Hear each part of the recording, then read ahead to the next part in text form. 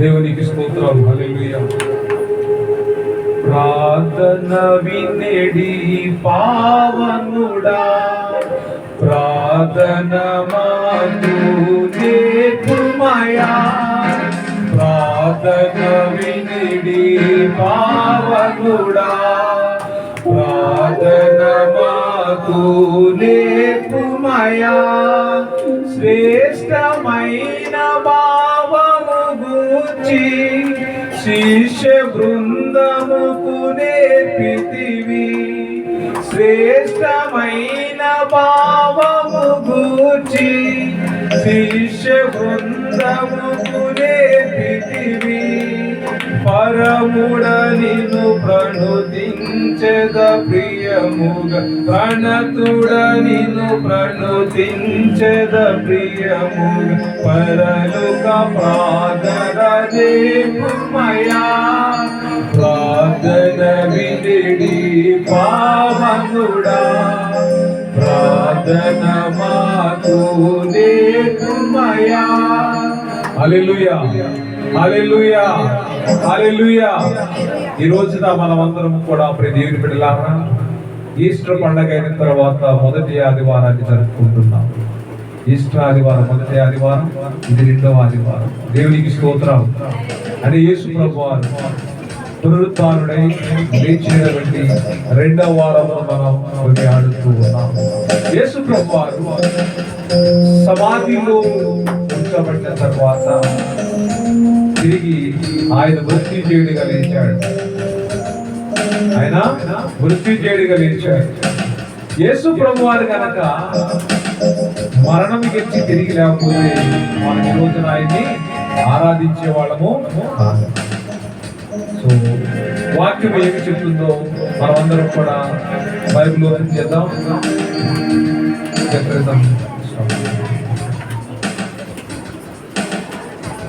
లూకాసు వార్త 24వ అధ్యాయం. లూకాసు వార్త 24వ అధ్యాయము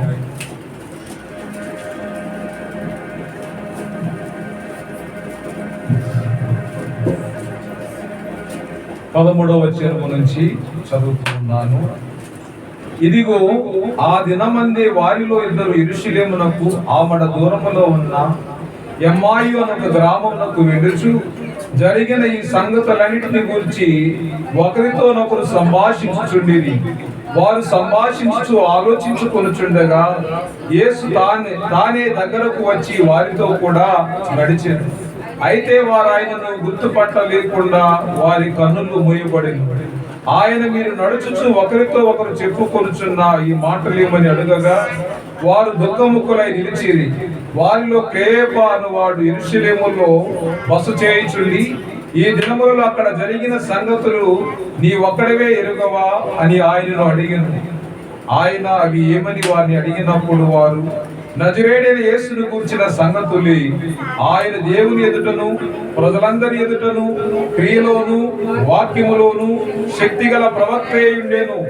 మన ప్రధాన యాజకులను అధికారులను ఆయన ఎలాగూ మరణ శిక్షకు అప్పగించి శిలువ వేయించిరో నీకు తెలియదా? ఇజ్రాయేలును విమోచింపబోడు వాడు ఏనే అని మేము నిరీక్షించింటిమి. ఇది గాక ఈ సంగతులు జరిగి నేటికి 3 దినములాయెను. దేవునికి స్తోత్రం. హల్లెలూయా, హల్లెలూయా. ఎంతమంది ఎక్కడికి వెళ్తున్నారు? ఎంతమంది ఎక్కడికి వెళ్తున్నారు? ఇద్దరు ఎక్కడికి వెళ్తున్నారు? ఎమ్మాయి మార్గములో వాళ్ళు ఆ ఊరికి వెళుతూ ఉన్నారు. దేవునికి స్తోత్రం. మనం కూడా ఒక మార్గంలో ఉన్నామండి. ఏ మార్గంలో ఉన్నాం? మనం కూడా నిత్యము యాత్రికులమే. ఎవరు మనము? యాత్రికం. నిత్యము కూడా మన యొక్క జీవితము ప్రయాణం ఇస్తూనే ఉంది. ఈ జీవితమే కనుక ప్రయాణం ఆగిందనుకోండి, మిగిలేదేంటి? మన బాడీ.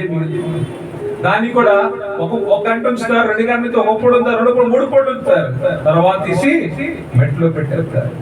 మన జీవితం కూడా ఎమ్మాయి మార్గములో వాళ్ళు ప్రయాణం చేస్తూ ఉన్నారు. ఈ రోజున మనం లోకములో ప్రయాణం చేస్తూ ఉన్నాం. ఈ లోకములో ఉన్నదంతా కూడా శరీరాశ, నేత్రాశ, జీవనము అని వాక్యం సెలవిస్తున్నది. కానీ ఈ రోజున ఎమ్మాయి మార్గములో ప్రయాణం చేస్తున్నటువంటి ఇద్దరు వ్యక్తులతో పునరుత్థానుడైనటువంటి యేసు ప్రభు వారు స్వయాన దర్శనమిచ్చి వారితో మాట్లాడాడు. దేవునికి స్తోత్రం, హల్లెలూయా. అంటే ఎమ్మాయి మార్గములో వారి కన్నులు ఎలా ఉన్నాయంటే దేవుడు వారి కన్నులను మూసివేశాడు. ఎందుకు మూసాడంటే ఒక మనిషికి పిల్లోడికి డైరెక్ట్ లెసన్ చెప్తే అర్థం కాదు. పిల్లోడిని డైరెక్ట్ పరీక్ష పాఠం చెప్పకుండా పరీక్ష పెడితే వాడు ఇవి రాయలేదు. వాడికి పాఠం చెప్పాలి, ఫస్ట్ అక్షరాలు నేర్పించాలి, పాఠం చెప్పాలి, ఎగ్జామ్ పెట్టాలి, వాడు పాస్ అవుతాడు. చదివితే పాస్ అవుతాడు, చదవకపోతే ఫెయిల్ అవుతాడు. ఇది దాని యొక్క ఆర్డర్.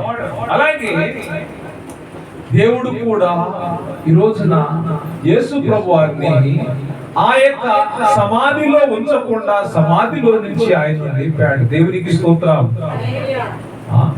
పోయిన వారు వాక్యం ఏం చెప్పాను? సజీవుడైన వారిని మీరు మృతులలో ఎలాగూ వెతుకుతున్నారు. అంటే ఇది మన యొక్క స్పిరిచువల్ బ్లైండ్నెస్. దేవుణ్ణి ఎక్కడ వెతుకుతాము అంటే మన యొక్క పనుల్లో వెతుకుతాం, మన యొక్క అవసరాల్లో వెతుకుతాం, అనారోగ్యంలో వెతుకుతాం, శ్రమల్లో వెతుకుతాం. అన్ని బాగున్నప్పుడు దేవుని వెతికేవారు చాలా తక్కువ మంది.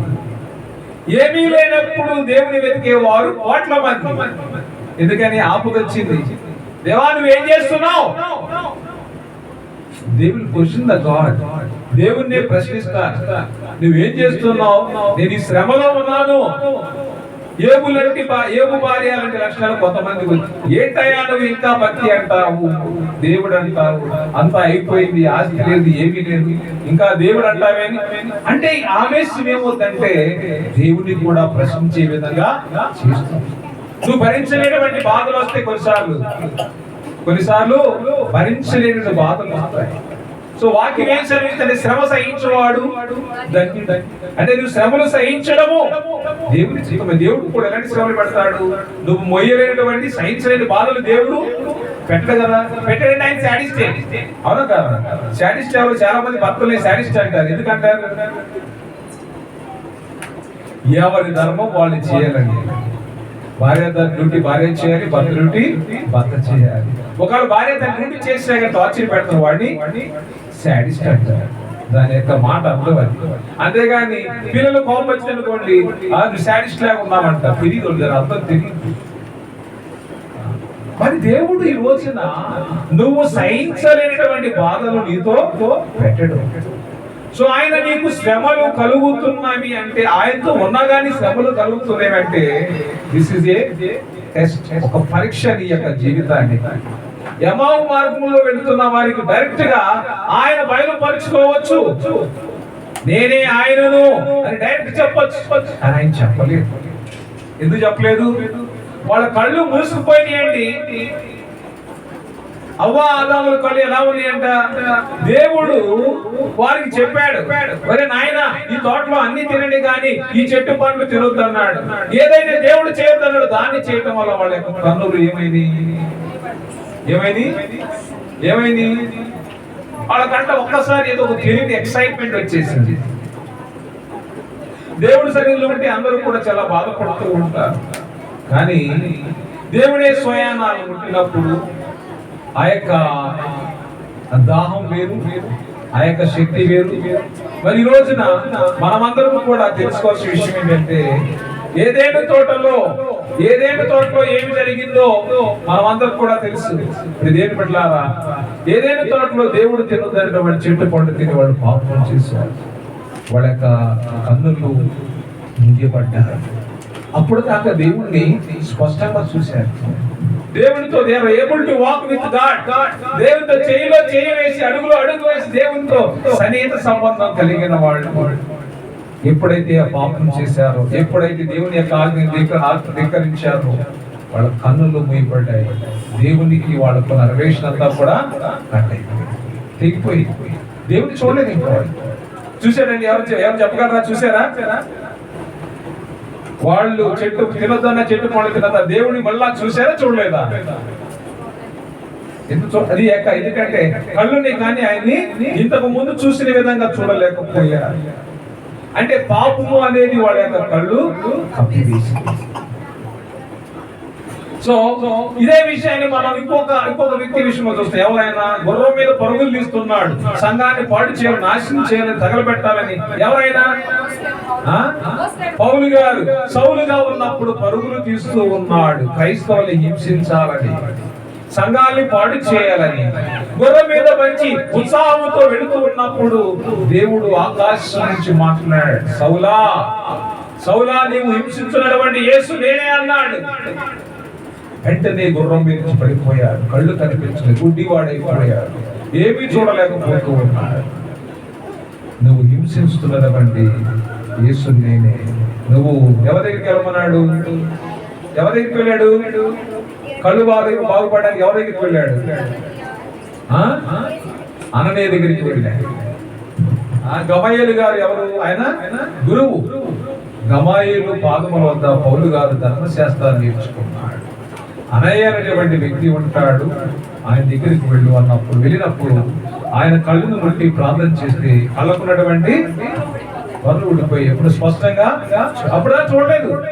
Is not able to see for 3 days. 3 రోజులు చూడలేకపోయాడు. అంటే ఎందుకు ఆ కళ్ళుని మెత్తాడు అంటే, దేవుడు అది ఆయనకి టైం ఎక్స్పీరియన్స్ కావాలి. ఎందుకంటే డైరెక్ట్ గా మనం చూసేటప్పుడు ఇక దేవుడు ఏంట్లే, దేవుడి కంటే నేనే గొప్పవాడిని అంటాడు. సో తాను హెచ్చించుకోకుండా పౌలు గారి జీవితాంతం కూడా తన యొక్క శరీరములో దేవుడు ఒక ముళ్ళు గుచ్చాడు. చాలా మంది అనుకుంటారు పౌలు గారు అంటాడు, నేను హెచ్చించుకోకుండా దేవుడు నా యొక్క శరీరములో ఒక ముళ్ళను గుచ్చి ఉన్నాడు. ఈ ముళ్ళు జీవితాంతము కూడా, ఈ శ్రమ, ముళ్ళు అంటే శ్రమ, పౌలు గారు దానితోనే జీవితాంతము బాధపడి ఉన్నాడు. ప్రియ సహోదరి సహోదరులారా, దేవుడు కొంతమంది జీవితాల్లో కొన్ని ముళ్ళులు గుచ్చాడు.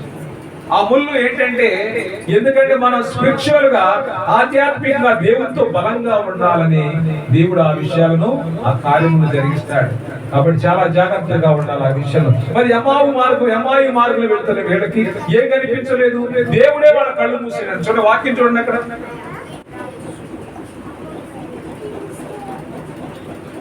13వ వాక్యం. ఇదిగో ఆ దినమందే వారిలో 2 యెరూషలేమునకు ఆమడ దూరమున ఎమ్మాయి అను గ్రామమునకు వెళ్ళుచు జరిగిన ఈ సంగతులన్నిటిని గూర్చి ఒకరితోనొకరు సంభాషించుచుండిరి. వారు సంభాషించుచు ఆలోచించుకొనుచుండగా యేసు తానే దగ్గరకు వచ్చి వారితో కూడా నడిచెను. అయితే వారాయనను గుర్తుపట్టలేకుండా వారి కన్నులు మూయబడెను. ఎవరు మూసారు? ఆయన గుర్తుపట్టకుండా వారి కన్నులు మూయబడెను. అంటే ఎవరో మూసారు, వారి కన్నులు మూసేకున్నారు లేదు, వారి కన్నులు మూయబడి. అంటే ఎవరో మూసారు. ఎవరు మూసారు? దేవుడే మూసాడు. దేవునికి స్తోత్రం. అంటే నువ్వు ఉన్న స్థితిలో దేవుడు చూడలేదు. ఎవరు చూడగలరు? దేవుడిని ఎవరు చూస్తారు? పరిశుద్ధంగా ఉన్నవాడు, పాపం లేని వాడు దేవుడు చూస్తాడు. పాపి అయిన వాడు దేవుడు ఎలా? మోషే గారే చూడలేకపోయాడు దేవుడిని. సో నువ్వు నేను ఎలా చూస్తాం? ప్రభా, నిన్ను చూసే కన్నులు నాకు దయచే ప్రభు అని ప్రతిరోజు కూడా మనము ప్రార్థన చేస్తూ ఉన్నాం. ఎందుకు? దేవుడిని చూడాలి, దేవుడి రాజ్యంలో ప్రవేశించాలి అంటే నువ్వు కూడా దేవునిలాగా మారాలి. ఎవరు చూస్తారు? ఎవరు? పరలోక రాజుగారి సింహాసనం మీద ఎవరు కూర్చుంటారు? రాజు కొడుకు కూర్చుంటాడు. దేవుని రాజ్యంలో ఎవరు ప్రవేశిస్తారంటే దేవుని యొక్క కొడుకులు, కూతుర్లే ప్రవేశిస్తారు. దేవునికి స్తోత్రం. హల్లెలూయా. అంటే ఒక డాడీ నుంచి మా అబ్బాయి నా దగ్గరకు వచ్చి డాడీ అంటాడు, వాడు ఈజీగా నన్ను చూస్తాడు, మాట్లాడతాడు. కానీ ఆ డాడీని చూడాలంటే మనకి కొన్ని క్వాలిఫికేషన్స్ ఉండాలి. పరిశుద్ధత లేకుండా దేవుని ఎవరు కూడా చూడలేరు. పాపం చేసిన వాడు ప్రభుని చూడలేడు, వాక్యం లేని వాడు ప్రభుని చూడలేడు, దేవుడు లేనివాడు గుడ్డివాడు. ఈ రోజున దేవుడే వారు ఆయనను గుర్తుపట్టలేకుండా వారి కన్నులు మూయబడెను. సో అంతలోకి ఒకడన్నాడు, వారిలో క్లెయప్ప అనువాడు యెరూషలేములో బస చేయుచుండి అక్కడ జరిగిన సంగతులు నీకు తెలియదా అని అడిగాడు. ఎవరు అడిగాడు? యేసు ప్రభువుని అడిగాడు. అయ్యా, ఏమి జరిగింది? ఏం మాట్లాడుకుంటున్నారు? మీరు ఏదో విచిత్రంగా మాట్లాడుకుంటున్నారంటే ఆయన అక్కడ జరిగిన సంగతులు, ఈ రోజుల్లో ఇక్కడ యెరూషలేములో జరిగిన సంగతులు నీకు తెలియదా అని అడిగితే ఆయన 19వ వచనం లూకా 24:19. ఆయన అవి ఏవని వారిని అడిగినప్పుడు వారు నజరేయుడైన యేసును గూర్చిన సంగతులే, ఆయన దేవుని ఎదుటను ప్రజలందరి ఎదుటను క్రియలను వాక్యములోను శక్తిగల ప్రవక్త అయ్యిండెను. దేవునికి స్తోత్రం. హల్లెలూయా.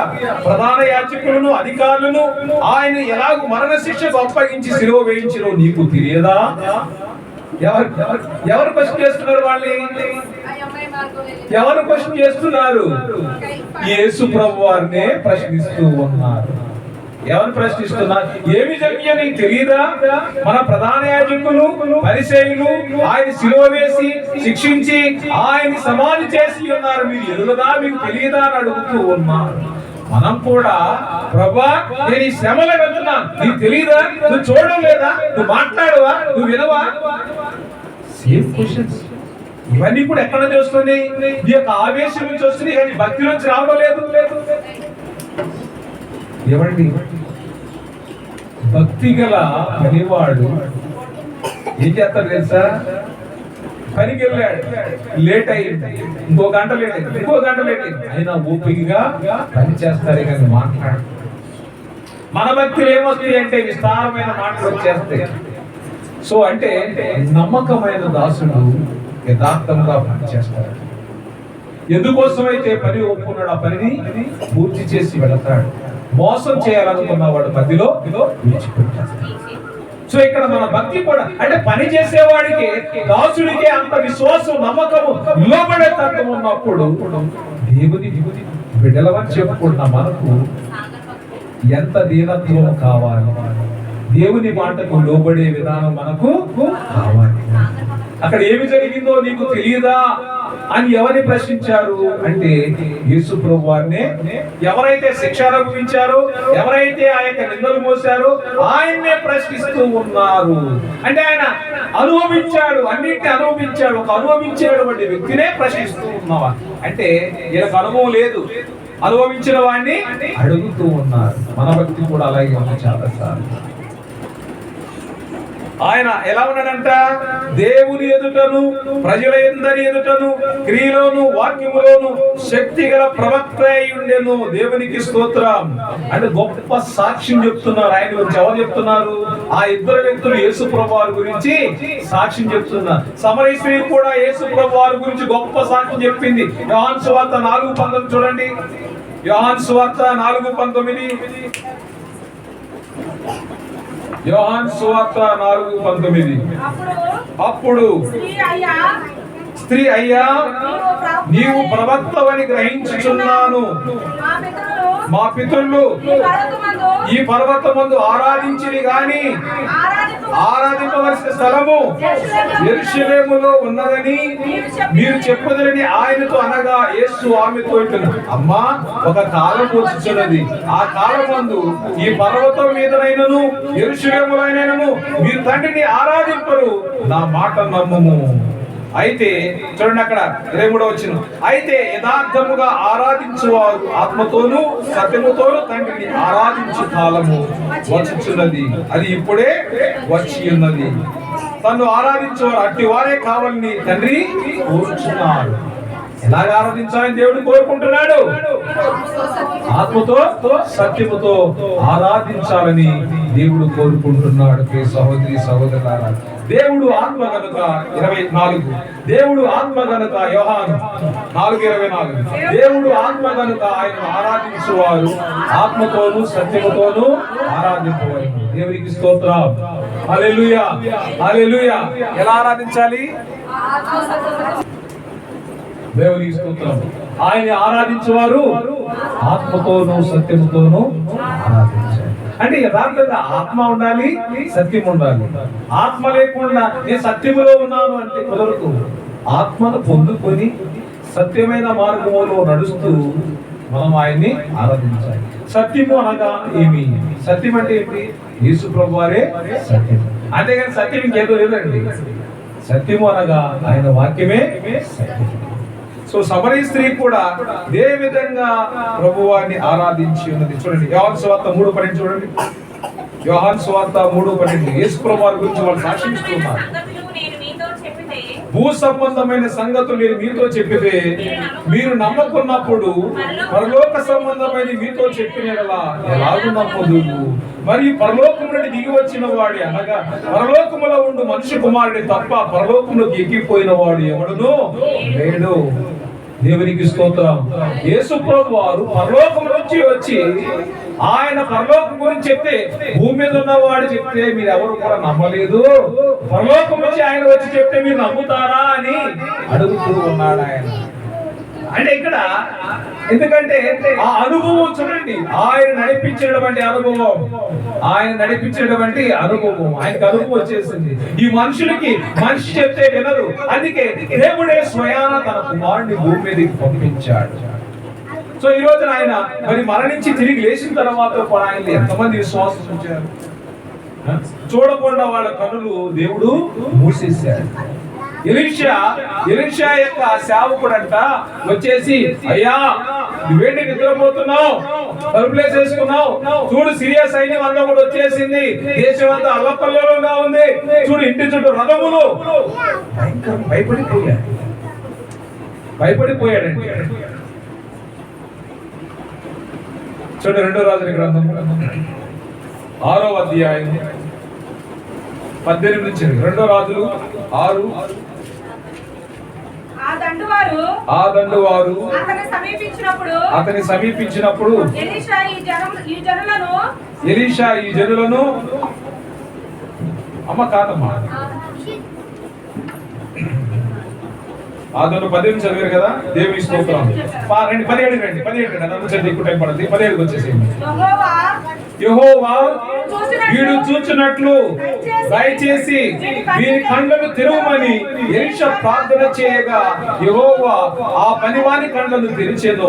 కనుక వాడు ఎలీషా చుట్టూను పర్వతము అగ్ని గుర్రముల చేత రథముల చేత నిండి ఉండుట చూచెను. దేవునికి స్తోత్రం. అంటే చూసి ఎవరు భయపడిపోయారు? దాసుడు భయపడిపోయాడు. భయపడిపోయి ఎలీషాతో చెప్పిన, ప్రభువా వీరు చూచున్నట్లు అన్నాడంటే ఎంత చూడండి, వీడు చూచున్నట్లు వీరి కళ్ళను తెరువమని ఎలీషా ప్రార్థన చేశాడు. ఎందుకంటే మనం ప్రభుని చూస్తున్నాం అనుకుంటున్నాం కానీ చూడలేకపోతూ ఉన్నాం. బిడ్డలారా, దేవుని ఈ రోజున దేవుడు ఇదే అడగాలి మనం, ప్రభువా నిన్ను చూడాలి నేను. ఆయన చూడకుండా మన యొక్క జీవితంలో ఎంత భక్తి చేసినా వ్యర్థమే. యమా మార్గంలో వాడు చూడలేదు, కానీ దేవుడు వాళ్ళ కళ్ళు తెరుస్తాడు. వాక్యాలు వస్తూ ఉన్నాం. ఆ విధంగా నీ కళ్ళు నా కళ్ళు తెరవడం కోసం, అంటే కళ్ళు అంటే ఈ కళ్ళు కాదండి, మనోనేత్రాలు తెరవబడాలి. వీడు చూసినాడు, వీడు కళ్ళు తెరవబడి దేవుడు తెరిచాడా తెరవలేదా? చూస్తే ఏముంది, చుట్టూ గుర్రాలు అగ్నిపొలత అన్ని భయపడిపోయాడు. అప్పుడు మరి 18 నుంచి 20 వరకు చదవాలి, మళ్ళీ చదివిస్తారు అది. చూడండి అక్కడ దేవుని బిడ్డలారా, అయితే ఆయన ఏ విధంగా సిలువ వేసి ఆయన మరణశిక్షకు అప్పగించారు మీకు తెలియదా అని అడిగిన తర్వాత, అయితే మాలో ఎవరు చెప్తున్నారు? ఆ 2 మనుషులు చెప్తున్నారు. మా ఊర్లో ఉన్నటువంటి 2 స్త్రీలు సమాధి దగ్గరికి వెళ్ళి చూస్తే ఆయన ఆ సమాధిలో లేడు. అక్కడ తెల్ల బట్టలు వేసుకున్న 2 వ్యక్తులు కనిపించారు వారికి, మరి ఆయన అక్కడ లేడు. ఆ విషయం మీకు తెలియదా అని అడుగుతున్నారు. అప్పుడు ఆ స్త్రీలు ఆయన్ని కొద్దిసేపటి తర్వాత ఆయన చూసి అప్పుడు ప్రవక్తలు చెప్పిన విషయాల్ని, ఆయన చెప్పిన మాటల్ని జ్ఞాపకం చేసుకున్నారు. అప్పుడు ఆయన అంటున్నాడు, మాతో కూడా ఉన్న వారిలో కొందరు సమాధి యొద్దకు వెళ్ళి 24 వచ్చి చదువుతున్నారు. లూకాసు వార్త 24.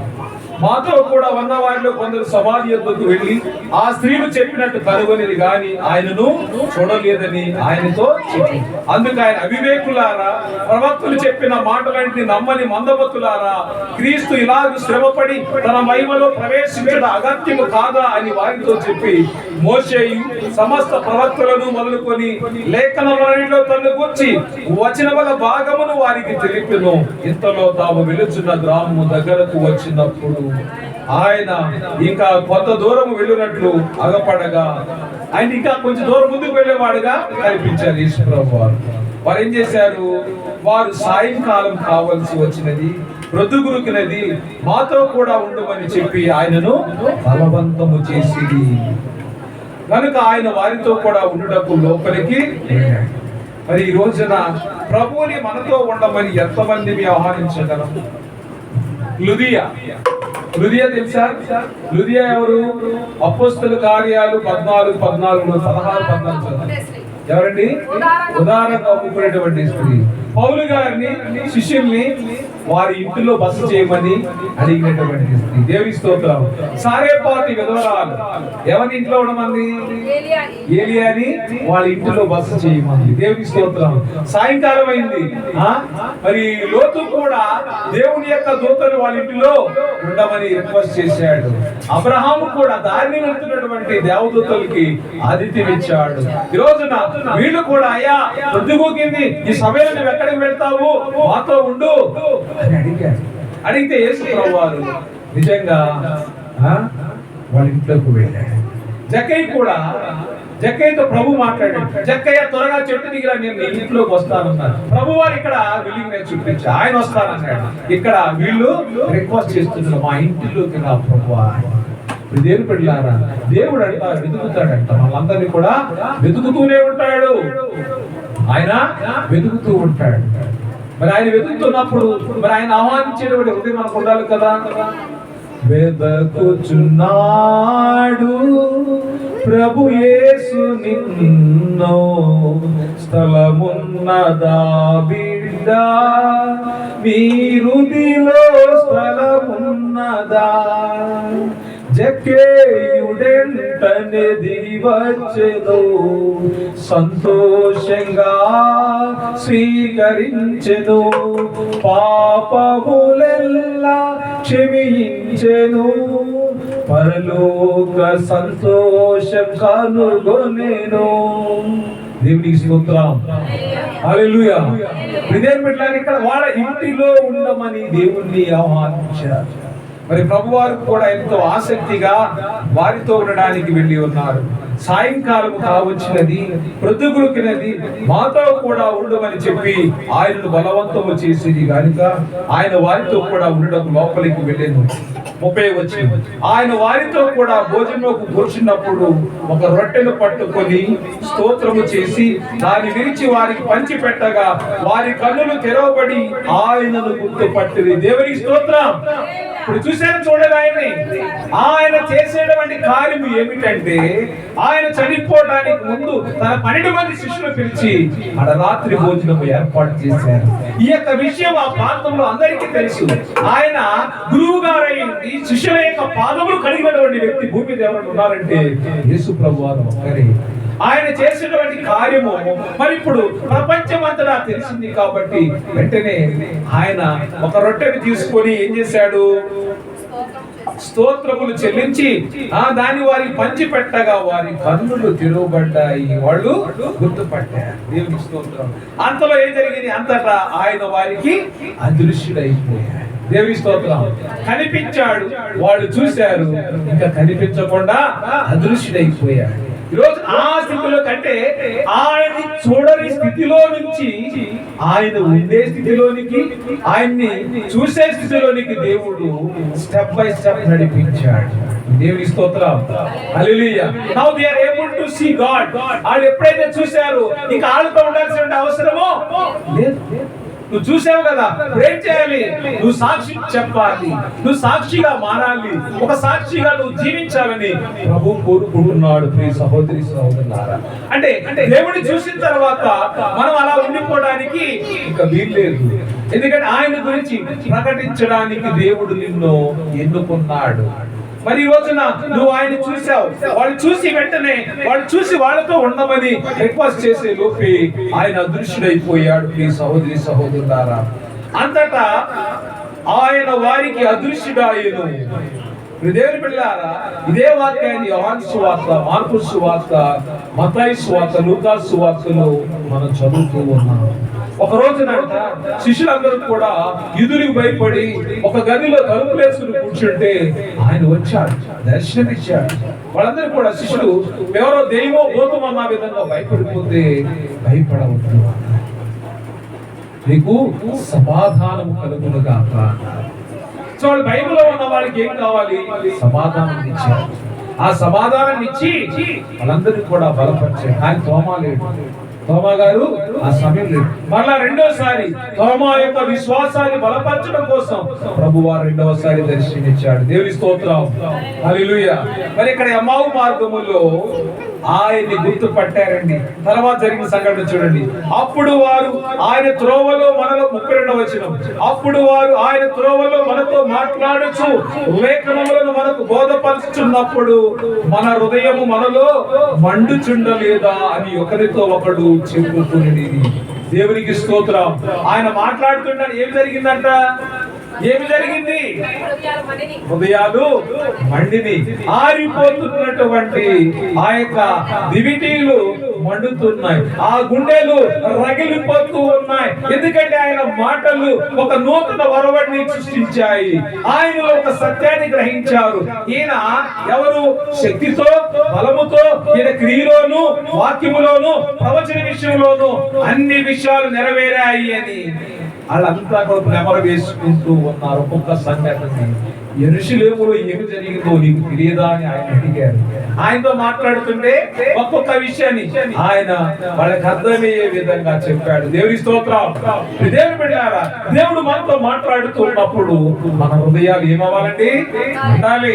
మండపోతే చలాని స్థితిలో ఉన్న, నిలువెచ్చని స్థితిలో ఉన్న పరలోకానికి, పరలోక రాజ్యానికి ఈ రోజున వారసులు కాదు అని వాక్యం సెలవిస్తూ ఉన్నది. మరి మన ఈ రోజున ఆయన మాట్లాడుతుంటే మన యొక్క హృదయము మనలో మండుచు ఉండాలి. ఇదే వాక్యాన్ని 45వ వచనంలో కూడా చూడండి.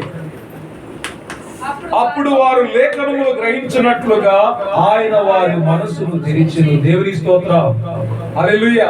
అంటే ఇర్మియా భక్తుడు అంటాడు, ఆయన మాట 23 అదే తీసుకోండి. ఇర్మియా గ్రంథము 23-29. ఇర్మియా గ్రంథము 23వ అధ్యాయము 29వ వచనం. నా మాట అగ్ని వంటిది కాదా, బండను బద్దలు చేయు సుత్తి వంటిది కాదా. దేవుని స్తోత్రం, హల్లెలూయా. అంటే ఇప్పుడు దేవుడి యొక్క మాట ఎలాంటిది? నా మాట అగ్ని వంటిది కాదా అని అడుగుతున్నాడు.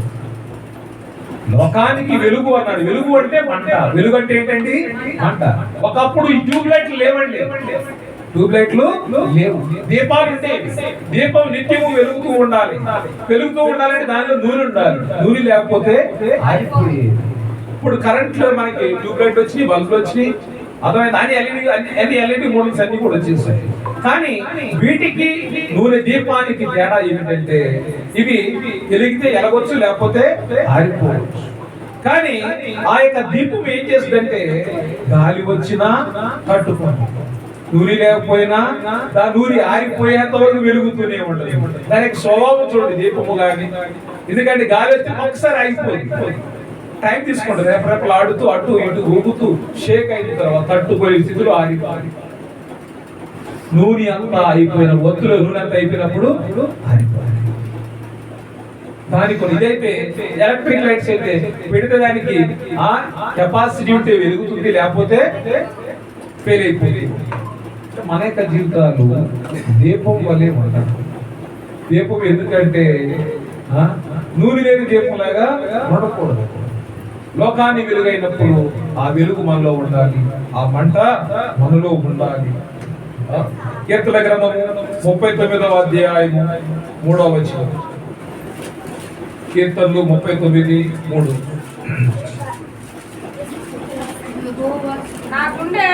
నా గుండె నాలో మండుచుండెను, నేను ధ్యానించుచుండగా మంట పుట్టెను. అప్పుడు ఈ మాట నోరారా పలికితిని. దేవునికి స్తోత్రం, హల్లెలూయా, హల్లెలూయా. నా గుండె నాలో మండుచుండెను, నేను ధ్యానించుచుండగా మంట పుట్టి. ఏం ధ్యానిస్తున్నాడు?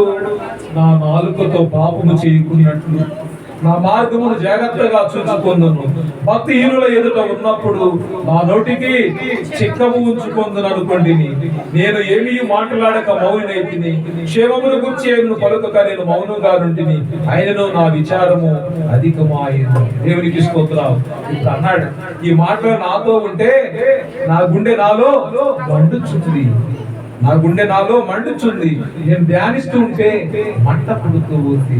అంటే పాపములో ఉన్న పాపము ఏం చేయాలి? నీలో మండుతుంది అంటే వాక్యము, దేవుని యొక్క వాక్యము దహించు అగ్ని అయి ఉన్నది. ఇప్పుడు దేవుని బిడ్డలారా, అంటే నీ నోటితో గాని, నీ చూపుతో గాని, నీ మాటతో గాని పాపం చేయకుండా ఏం చేయాలంటే దేవుని యొక్క వాక్యం ఒక మంటలాగా పని చేయాలి. దేవుని యొక్క వాక్యం మంటలాగా పని చేయట్లేదంటే నీ స్థితిలో మార్పు లేదు.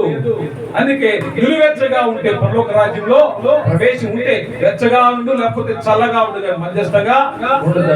నువ్వు ఉంటే ఫుల్గా అంటే యథార్థంగా జీవించు, లేకపోతే ఈ యొక్క భక్తిని సరిచేసు. ఇదే వాక్యాన్ని ప్రభు మాట్లాడుతున్నాడు. నేను దేవుని యొక్క వాక్యాన్ని ధ్యానం చేస్తుందంట మంట పుడుతున్నాను, మంటలు పుట్టాలి, చెమటలు పట్టాలి. దేవుని యొక్క భయము నీలో ఉండాలి. పాపం చేయాలి అంటే టీచర్ వస్తున్నాడంటే పిల్లడు వణికిపోతూ ఉంటాడు. ఒకప్పుడు టీచర్ వస్తున్నాడంటే పిల్లలు భయపడిపోతూ ఉండేవాడు. ఈరోజు టీచర్ కొట్టినా భయపడేవాడు. అంటే ఆడికి ఏమి లేదు, భయం లేదు. క్రిస్టియన్స్ కూడా ఈ రోజున అదే లేదు. ఏమి లేదు, దేవుని యొక్క భయం లేదు. పాపం చేసే, ఒకరోజు చేసే, రెండో రోజు, మూడో రోజు ఏమైంది, అలవాటు అయిపోయింది. పాపము చేయడం అలవాటు అయిపోయింది. అంటే ఇక్కడ ఏమి చేయాలంటే మనము దేవుని యొక్క వాక్యాన్ని ధ్యానం చేస్తున్నప్పుడు దేవుని యొక్క వాక్యము మంట పుట్టిస్తూ ఉంది. ఈ మంట పాపాన్ని కాల్చి వేస్తూ ఉంది. దేవునికి స్తోత్రం. హల్లెలూయా, హల్లెలూయా. కాబట్టి ఇప్పుడు దేవుని బిడ్డలారా, యోహాను సువార్త 6:63 చూడండి. యోహాను సువార్త 6:63. దేని కాపాడుకుంటున్నాం, దేని కొరకు పరుగుతున్నాం? ఆత్మయే జీవింప చేయుచున్నది, శరీరము కేవలము నిష్ప్రయోజనము. నేను మీతో చెప్పిన మాటలు ఆత్మయు జీవమునైనవి గాని మీలో విశ్వసింపని వారు కొందరున్నారు, వారితో చెప్పాను. దేవుని పిల్లారా, ఆత్మయే జీవింప చేయుచున్నది గాని శరీరము కేవలము నిష్ప్రయోజనము. నువ్వు ఎంత కాలము ఎన్ని విధాలుగా శరీరాన్ని పోషించుకోవాలని, భూమి మీద నిన్ను నువ్వు పోషించుకోవాలని ఆరాటపడుతున్నావు, పోరాటం చేస్తున్నావు. ఈ అన్నింటిలో కూడా దేవునికి ఇవ్వాల్సినటువంటి సమయం దేవుడికి ఇవ్వాలి. నిజమైనటువంటి భక్తుడిగా ఆయన యొక్క వాక్యం నీలో పెట్టుకొని నువ్వు జీవించాలి. ఎందుకంటే బ్రతికేది ఆత్మ. ఆత్మ లేనివాడు వెద్దుడు అని వాక్యం సెలవిస్తున్నది. ఎందుకంటే అందరికి వాక్యం బోధించిన తర్వాత నేను పాటించకపోతే నేను భ్రష్టు పట్టిపోతాను. దేవుని యొక్క వాక్యం అయిన తర్వాత మీరు వాక్యానుసారంగా మీరు జీవించకపోతే మీ పరిస్థితి కూడా అంతే. ఎందుకంటే ఈ రోజున నీకు, నాకు, అందరికి ఒకే శిక్ష. ఈ యొక్క ఆత్మ జీవిస్తుంది, శరీరము కేవలము నిష్ప్రయోజనము. కాబట్టి నిష్ప్రయోజనం అయిపోతున్న ఈ శరీరము కోసం ప్రాకులాడకుండా జీవించేటువంటి ఆత్మను కాపాడుకుందాం. ఆయన మాట, ఆయన వాక్యం చదువుతున్నప్పుడు మన యొక్క జీవితాలు మనం వాక్యంలో సరి చేసుకోవాలి. మండడం అంటే ఈ రోజు దేవుడు ఒక మంట పెట్టడం, అక్కడ జీవితాన్ని సరి చేసుకోమని దేవుడు వాక్యంతో సెలవిస్తున్నాడు. కాబట్టి వాక్యానుసారంగా మన జీవితం లేనప్పుడు మన యొక్క జీవితాన్ని వాక్యంతో సరిపోల్చుకుందాం. వాక్యానుసారంగా జీవించడానికి మనము సమయం కేటాయిద్దాం. ప్రతి దినము కూడా వాక్యం చదువుతూ వాక్యాన్ని ధ్యానం చేస్తున్నప్పుడు దేవుడు నీతో మాట్లాడుతున్నాడు. అదే మంట, అదే మంట. నా మాట అగ్ని వంటిది కాదా అంటే దేవుడు నిజంగా నీ దగ్గరికి వచ్చి ఒక బాంబ్ బ్లాస్ట్ లాగో, ఒక ఫైర్ లాగా ఉండడు. దేవుడు నీతో మాట్లాడతాడు. ఆయన మాట్లాడడమే మంట. ఆ పాపము కరిగిపోతుంది, నువ్వు పరిశుద్ధులు అవుతున్నావు. దేవుని నువ్వు కన్నులారా చూస్తావు. మూయబడ్డ స్థితిలో నుంచి కన్నులు తెరిసే స్థితిలో నీకు దేవుడు నడిపిస్తూ ఉన్నాడు. దేవుని స్తోత్రం. హల్లెలూయా, హల్లెలూయా. వారి కన్నులు మూయబడ్డాయి, ఫైనల్ గా వారి కన్నులు తెరవబడ్డాయి. ఆయన మనతో మాట్లాడుతుంటే మనలో హృదయాలు మండలేదా అన్నారు. ఈ రోజు దేవుని యొక్క వాక్యం మాట్లాడుతుంది. హృదయం మండాలి, పరిశుద్ధులుగా మారాలి. దేవుడి ఇచ్చినటువంటి ఆ యొక్క కృపా సింహాసనం వద్ద మనమందరం కూడా భక్తి శ్రద్ధలతో ప్రయాణం చేద్దాం. దేవుడి మాటలు దీవించి మనలో మన కుటుంబాన్ని ఆశీర్వదించుగాక. ఆమేన్.